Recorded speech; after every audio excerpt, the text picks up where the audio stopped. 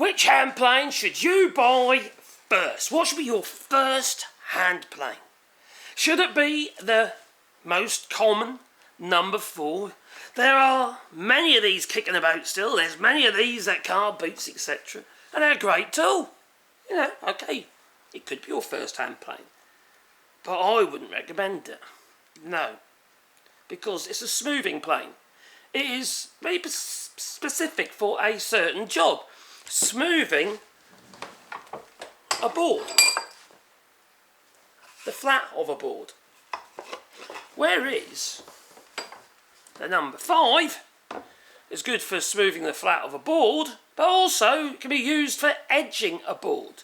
You see, the number 4 smoothing plane, like this one here, you generally hone the plane iron to a slight camber.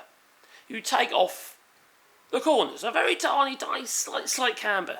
And the reason for that is so the corners do not dig in when you take a shaving, because of the width of the plane iron, and you don't really, they mustn't dig in, okay?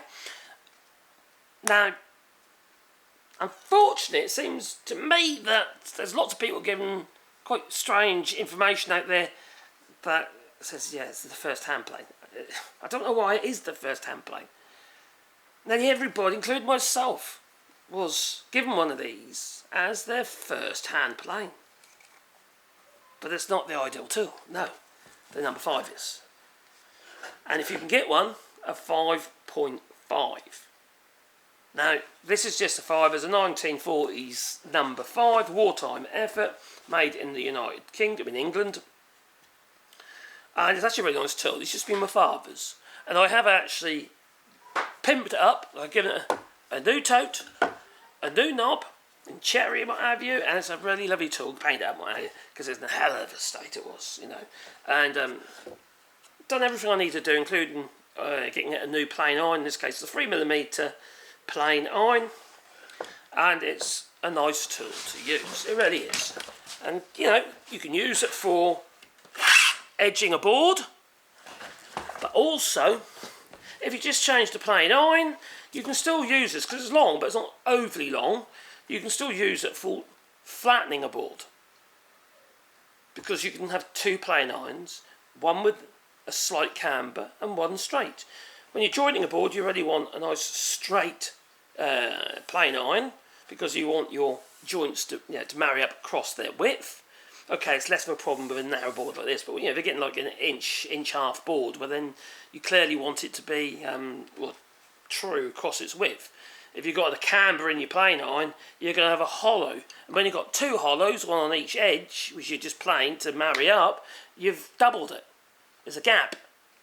Alright? There's a void. So you don't necessarily want that.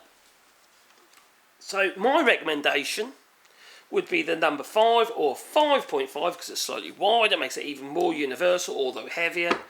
And if you're having, you're going to take a hand plane on the job, like for instance, if you want to or put a leading edge on a door, the number 5 is ideal for that. You see, the number 5 is the ideal hand plane to have in your toolkit, and then you just have the one, and maybe 2 plane irons.